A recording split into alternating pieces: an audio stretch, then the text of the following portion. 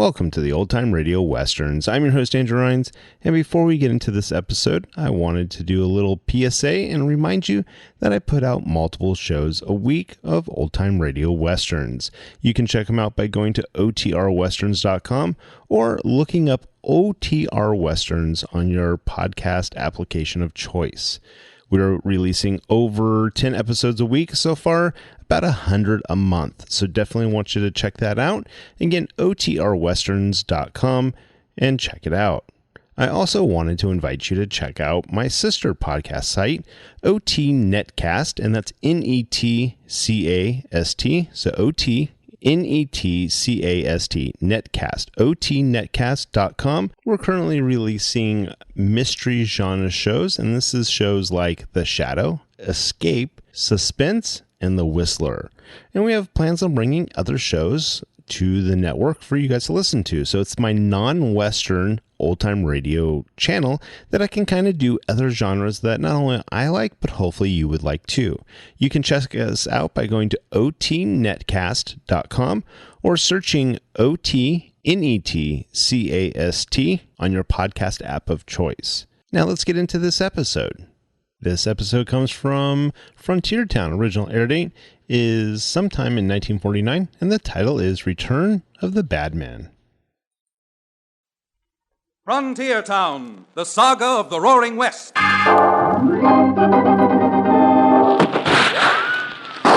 Frontier Town.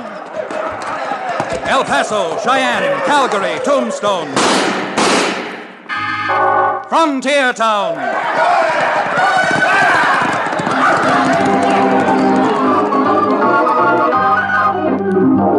Here is the adventurous story of the early West, the tamed and the untamed. From the Pecos to Powder River, Dodge City to Poker Flat. These are the towns they fought to live in and lived to fight for. Teeming crucibles of pioneer freedom. Frontier Town!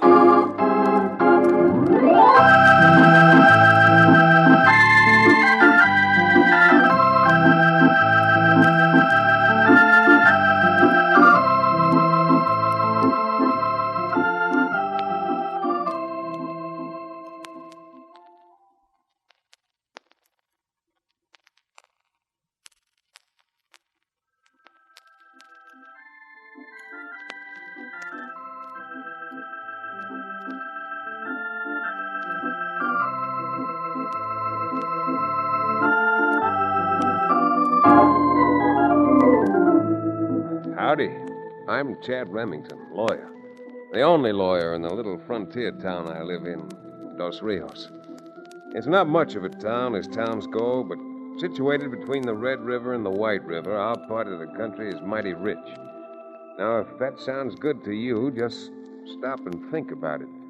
Because out on the frontier, a country that's rich means a country with money, or at least it presents the opportunity of making money. And easy money means trouble. Take a case I handled just a short while back. Now, I rent my office from an ex-medicine man, Cherokee O'Bannon, who runs the Dos Rios livery stable.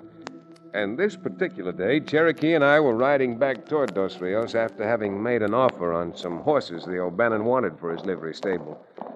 Well, we were indulging in our favorite pastime, chin-flapping, and not paying too much attention to anything around us. Chad, my boy, how do you feel about that filly? What's that, Cherokee? I said, how do you feel about that filly? How do you think? I'm aiming on marrying her. You're aiming on... My dear counselor, I will admit that fillies get hitched to buckboards, stagecoaches, and rigs. What? But yours will be the first instance where a filly got hitched to a lawyer. Hey, no, wait a minute. What filly are you talking about? Why, that chestnut filly we just saw over at Jed Rogers' place. Who were you talking about? I guess I got nobody to blame but myself. I thought you were referring to Libby. Libby! Why, for shame.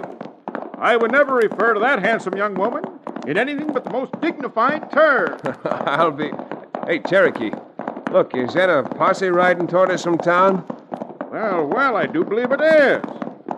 That's certainly the marshal, Ed Bingham, riding up front.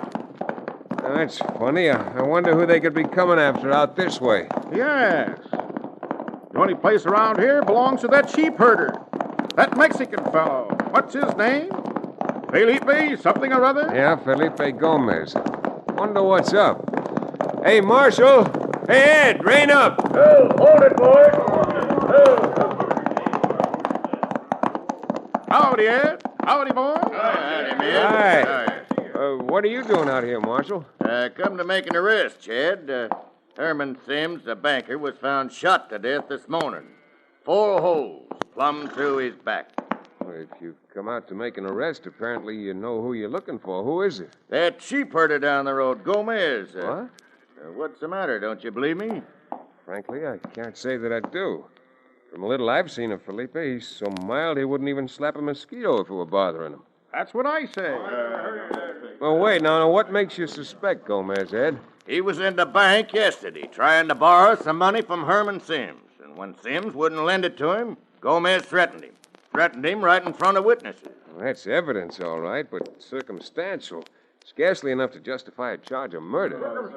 Well, as far as I'm concerned, it's plenty to hold a man on for questioning. Come on, boys, let's... Well, now, wait a minute. Just a minute, Marshal. If Gomez will permit me, I'd like to handle his case. Is it all right with you if I go on ahead and talk to him? Well, I didn't come out here for any chin fest. By the sacred horns of Satan, how long can it take? And besides, it may mean the life of an innocent man. Oh, okay, Chet, make it short. And don't try any tricks. We'll be outside watching the house.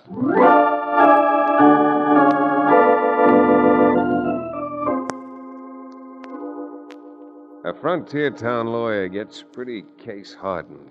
But standing in that little cabin looking at Felipe and Manuela, his wife, and their 5 little ones, well, I don't mind telling you I had trouble talking for the lump in my throat.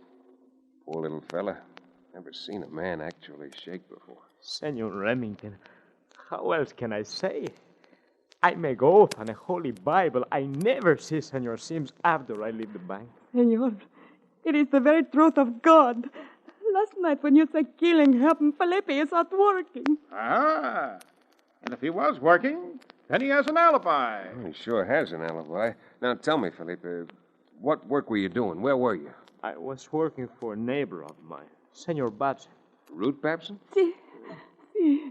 Senor Babson, he come here yesterday afternoon and tell Felipe coyotes come down from the hills and kill flock. Tell Felipe he pay him to go out last night with him and try for kill coyotes. Si. Why, man alive, if you were with Root Babson all that time, this thing's a lead pipe cinch. Oh, Senor, I am not with Senor Badmen all the time. He ride one way and I ride the other. Well, certainly that's not going to make any difference. Now, what I want to know is... Hey, Remington, we can't wait out here all day. You going to turn our prisoner over to us, or do we have to come in and take him? No, Felipe, no. Oh, no, look, we'll have to let the marshal take him, Mrs. Gomez, but don't you worry any. Cherokee and I'll ride right over and see Root Babson and get this thing squared away. Felipe. Precious. Your beautiful face is only half so beautiful when you cry, Mamacita. You don't make the word. Senor Remington had me back home in time for your good supper. Don't run it, Ted. I'm through waiting. All right, Eddie's coming. Come on, Cherokee. We got a bit of real riding to do.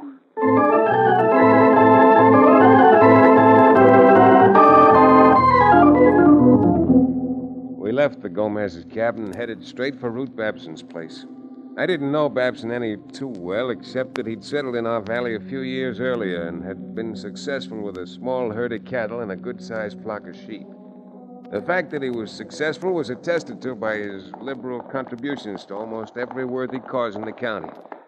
And as we rode up toward his ranch for the first time, we could see from that other signs of his success. Everything about the place was well tended. This man must have money, eh, Chad? Who paint every place? That fence alone must have set him back at least a couple $1,000. Whoa! Hey, boy.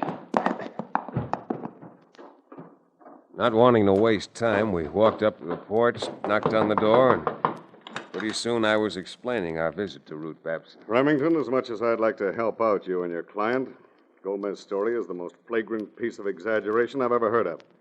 Why, anybody that knows me would tell you I never hire Mexicans for anything. The whole kit and caboodle of them is too shiftless and lazy. Well, fortunately, Babson, my experiences with him have been quite the opposite. But Are you repudiating Mrs. Gomez's story that you went over to their place yesterday and talked to her husband? Why should I when it's true? But I didn't go there to hire him. I went there because he owed me some money. Loaned it to him over a year ago. Chad, maybe that explains why Philippi went to that bank yesterday.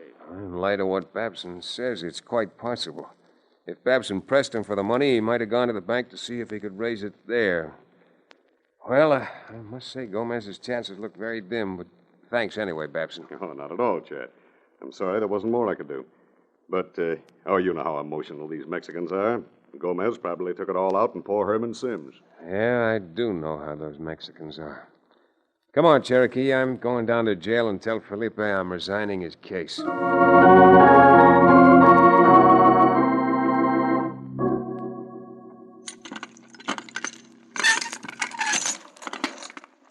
What is happening, Marshal? You letting me out? Yeah, I'm letting you out for 5 minutes to talk to Remington. Come on. Thanks, Ed. Okay, Chad. Felipe, I talked to Ruth Babson. Oh, see. Then you know the truth. Yeah. I'm sorry to tell you that now that I know the truth, I've decided not to defend you. Oh, Senor, I'm so glad to hear that. What did you say? I said after talking to Babson, I'm not going to defend you. He said you weren't with him last night. When he came to your house yesterday, he came to collect some money you owe him. Madre de Dios, absolutamente. El Senor Babson, he lied right in your face. Oh, I don't know, Felipe. It all ties together. He came to you in the morning to ask for the money you owe him, and in the afternoon you went down to the bank to try to get it. But, Senor, that is not so. He come to my house in the afternoon after I have been to the bank. And he do not ask me for money because I do not owe him money. Well, I'll tell you what, Felipe. Someplace between your story and Babson's story, the truth must lie. I'm going to talk to a few people before I tell you definitely that I have refused your case. Gracias, Senor. Mil gracias. Mil gracias.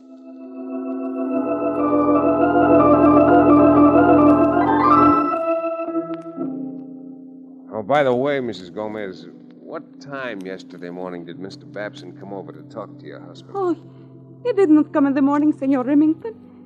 He came late yesterday afternoon, maybe around 5 o'clock. Thanks, Mrs. Gomez. Now you get back to your children and don't worry. Any worrying done about Felipe from now on, I'm afraid I'm going to have to do it. Remington, are you in your right senses? How can a man of your reputation possibly defend a murdering Mexican who lies right and left? There's nothing particular in the Bible, Babson, about Mexicans. But it does say something about the truth shall set them free. And believe me, I'm going to get the truth.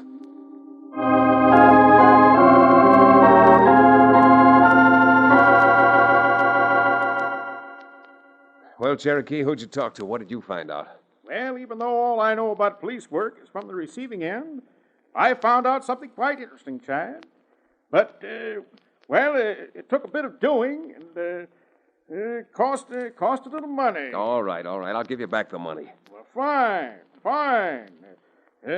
Come on. What did you spend the money on? Well, that is, I spent it at the tavern across the street for some excellent Maryland rye. You mean to say you've been wasting your time drinking? Wasting my time, nothing. I was entertaining Dan Symes, the teller at the bank. Not only did I pump him, but I even out Detective Alan Pinkerton. I got some real information. Well, what? Dan told me that most of the money Ruth Babson has deposited doesn't come from the packing houses at all. It's in cash, and a lot of it brand new folding money. Well, now, that is interesting. What little money other folks around here deposit are checks they get for the sale of their livestock. Mr. Babson must have another source of income, apparently. Apparently. That information's worth the price of the drinks now, isn't it? Yes, Cherokee, it certainly is. I apologize. And you know what? We're going to get some horses and ride around to a few other towns and ask a few more questions. Questions that may put Ruth Babson behind bars. Did I understand you to say bars? Iron bars. Iron bars like in a pokey, eh? Iron bars like in a state penitentiary, Cherokee. And if we're lucky enough, maybe Babson will stay there for life.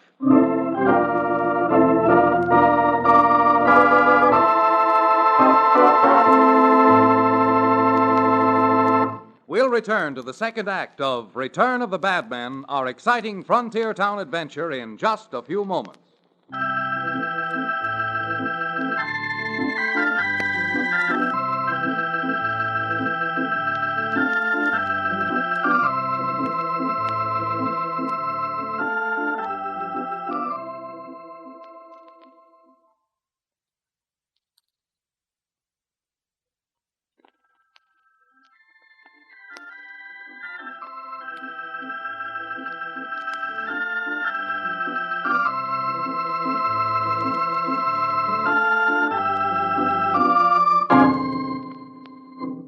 And now, Frontier Town.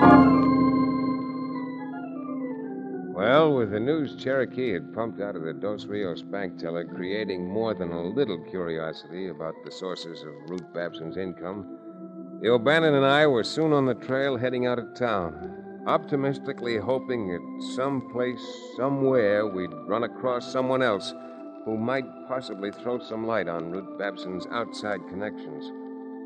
Sure, it was like looking for the conventional needle, but in the unconventional haystack. And certainly no way for a young lawyer thinking of marriage to go about making a living. Matter of fact, you may think it was a waste of time because this was just a routine frontier killing. And the only excitement connected with it was poor Manuela's tears. And even if I had agreed with you, when we were a scant 10 miles outside of Dos Rios, I would have been forced to change my mind. Cherokee and I were riding about as fast as we dared for such a long trip, and for a change, we weren't flapping our jaws about Ruth Babson's part in this mystery. We were just riding along and looking, and I realize now it's a good thing I was looking. Hey, Chad, what's gotten through you? What are you staring at? Slow down a little, mister. We're about to have some visitors. Visitors? You out of your... Stop that horse. Hold it. Chad, who are those four men? I don't know. They've been following us ever since we crossed the pass. Just a bit ago, they scampered up over that rim rock so they could cut us off. Slip your 6-gun under your coat and keep it handy. You gentlemen want something? We sure do, Remington. Slow down, boys. I saw you, trailing us. You really ought to be more careful. You're the one who should be careful, Remington. And if I were you, I'd take a nice friendly hint and change my mind about leaving Dos Rios. Well, now, good thing you aren't me. Because being a lawyer, when I give advice, I charge for it. Yes, indeed he does. And speaking for myself, I've found the kind of advice you get for nothing is worth just that much. Well, the advice I just give you is worth almost nothing, not much more. Because all it's really worth is your life. You change your mind about going to Corte Vista? Corte Vista? Yeah, we'll go where we like. You see, there may be only 2 of us, but if I can, I'm hauling you out of that saddle and showing you what I think of your so-called advice. You don't fight! You mealy mouth! If that doesn't make my answer clear to him, maybe you 3 can explain it to him when he wakes up. I'd keep him covered, Cherokee, while I get mounted again. Because we're going wherever we want to, come ebb tide or high water.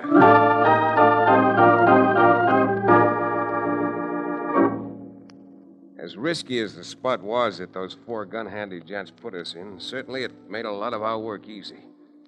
For some reason, they didn't want us to go to Corte Vista. Now, Corte Vista being more than 400 miles away was one town I had no intention of visiting originally.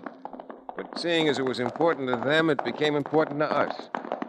Cherokee and I knocked down our horses to make time. Those highbinders must work for Ruth Babson, Chad. Except for Libby and Mrs. Gomez. Only Babson knew what we were up to. You see the way Cherokee, quick, behind those rocks. Chad, what's going on? They've decided to make sure we don't get to Corte Vista. Come on, get that carbine out of your saddle boot and use it.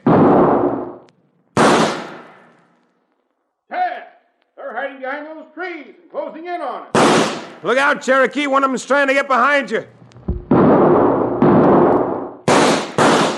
Chad, I knocked him smack out of his saddle. Nice shooting, Cherokee. It slowed him up. Now let's rush him. Get up there, boy. Come on.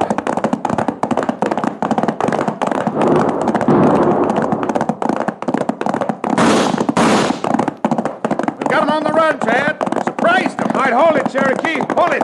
There's the Maverick you wounded lying on the ground. I got an idea if we can get him to talk, we might save ourselves a long trip. Whoa.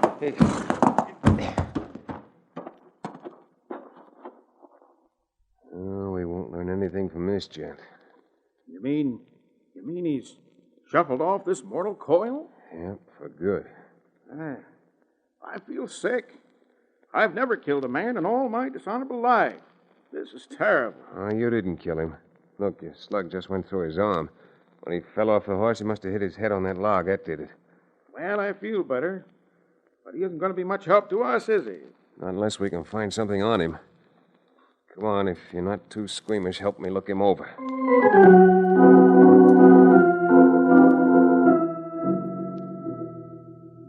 Well, we found something. It was a label in his shirt, that's all.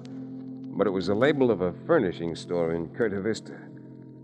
Even though we could read the jigsaw, we couldn't see the picture. All the pieces were there, but as yet they didn't fit together. We wasted no time getting to Corte Vista and went directly to the sheriff's office. That's about all we know, Sheriff. Well, from the description you give me of this here Root Babson, it's hard to say if I ever knowed him or not. Clean shaven, you say? Yes, he is, but why do you ask? Oh, well, sir, just sort of putting two and two together. That fellow you killed on your way here now, he used to be tied up with a bank bandit down this part of the country. Yeah? And except that he had blonde hair and wore a mustache, this here Root Babson might be Andy Sly. Well, for goodness sakes, I could make you a hair dye in 5 minutes that'd change blonde hair to black. Changing his name from Sly to Babson takes no time at all. Yeah, it could be, couldn't it? But how are you going to prove from that slim evidence that Babson murdered Herman Sims? Did you say Herman Sims? Yes, did you know Herman? Oh, gosh almighty, Herman used to run a bank down here. It was Herman himself who identified Andy Sly as having robbed his bank. That's when Sly escaped. Plumb vanished from these parts. Well. It is a small world after all. Huh? You mean this fits together? Up to a point, almost up to the exact point.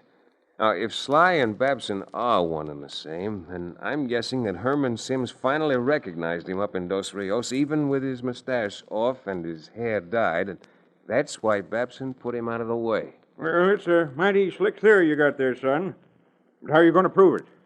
Well, I don't know yet, Sheriff. But I sure can do a heap of thinking on the way back to Dos Rios. That's exactly what I'm proposing to do. All right, Cherokee, come on. Let's go.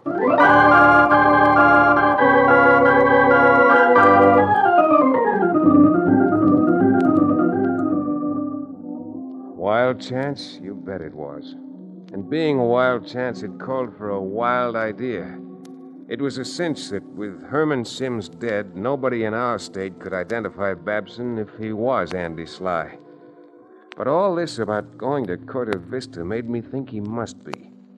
So it was up to me to figure out some devious way of getting Babson to admit himself that he was the missing bandit and had killed Sims, taking advantage of the row poor Felipe Gomez had had with Sims to blame it on him. Well, it took a bit of talking on my part, but finally Ed Bingham, the Dos Rios marshal, threw in with me. And carefully surrounding the place with a hand-picked posse, I went up and called Babson outside of his house. Remington, all I can tell you is you're talking through your hat. Oh? Well, let me put it to you this way. Now, if I give up Gomez's defense, he'll be found guilty and hanged. Yeah? If they hang him, the case will be closed, and nobody will do any further investigating about Herman Sims' death.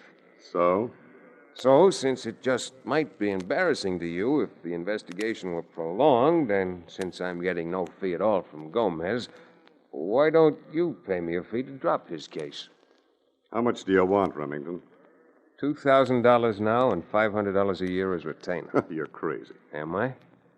You know, it wouldn't be too hard to have that sheriff in Corte Vista come up here and identify Andy Sly. What are you talking about? This is an entirely different state. Sure. But even though Sly might legally stop his own extradition, it wouldn't be too hard a job to have that Corte Vista sheriff come up here voluntarily as a witness. You're pretty slick, Remington. Slick enough. You really think I'm Andy Sly, don't you? Right now, yeah.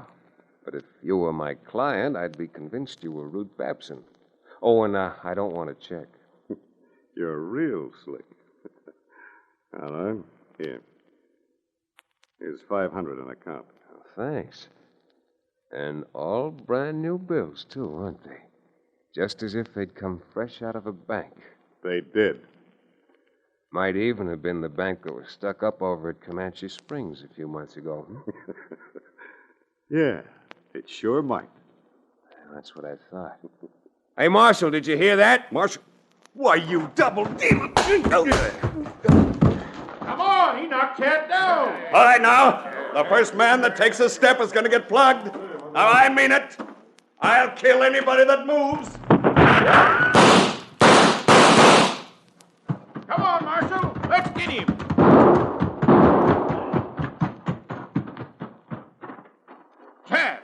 Chad, are you all right?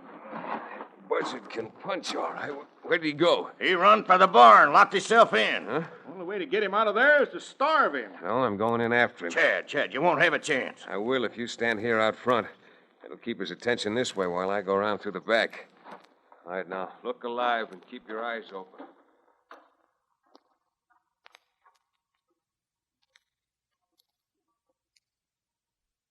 Marshal, that's pure suicide. Well, I certainly don't. Hey, look. Chad must have got in. Billy Blue blazes, those shots. Babson must have seen Chad. Doggone it, I wish Chad hadn't. Wait a minute. The barn doors are opening. They sure are. Who's coming out? Hey, flatten out, men. If it's Babson, we'll have to... Look, it is Babson, but Chad's behind him with a gun stuck right in his back. Let's go in there, Chad. That's the way to do it.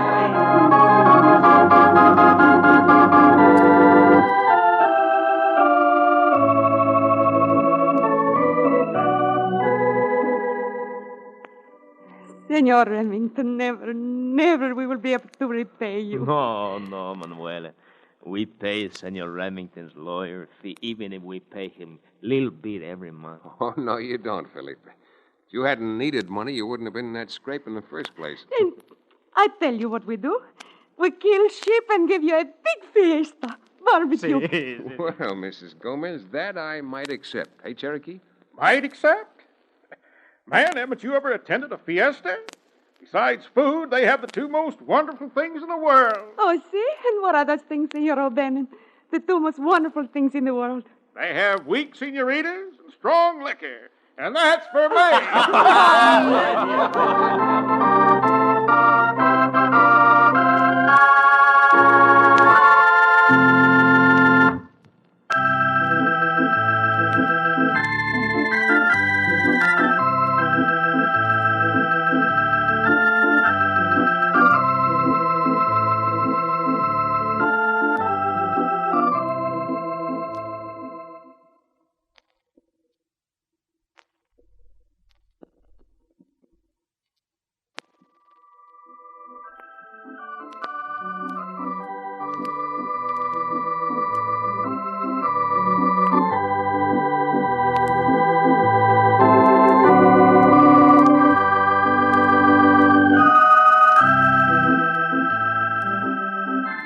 Frontier Town, starring Tex Chandler, is a Bruce Ells production. Story and supervision by Joel Murcott. Direction by Paul Franklin. Music written and played by Ivan Ditmars. Be sure to be with us again same time next week for another fine action-adventure story with your favorite young Western star, Tex Chandler. And now this is Bill Foreman telling you that Frontier Town came to you from Hollywood.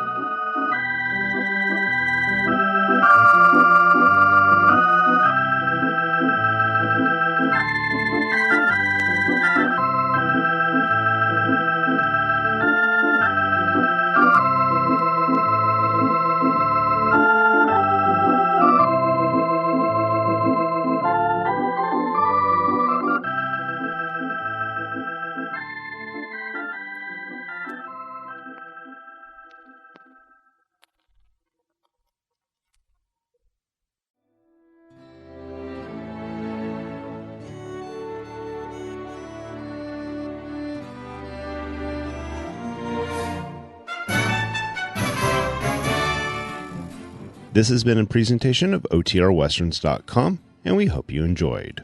Please take some time to like and rate our shows in your favorite podcast application.